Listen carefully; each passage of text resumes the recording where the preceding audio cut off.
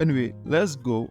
Basically, what it does, it receives data from your WhatsApp chats, it creates responses for it, and it sends it back to the specific person you received it from. Now, the process is The receiver module. Now, receiver module takes an image of your chat, and then from that image that it takes, it isolates regions that it wants to extract text from. Once it has isolated those regions, now the information will be gathered together, and then text will be extracted from those particular regions, compressed, and then after extracting, filtering will go through a small cleanup process will happen.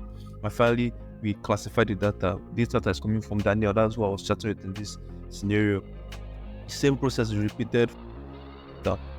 And once the data is classified, it is packaged into its own subset. we go to the next portion, that's the AI portion. Now, what this portion is responsible. This is responsible for taking first data that is passed into this section is taken in, and then a response is created from that data.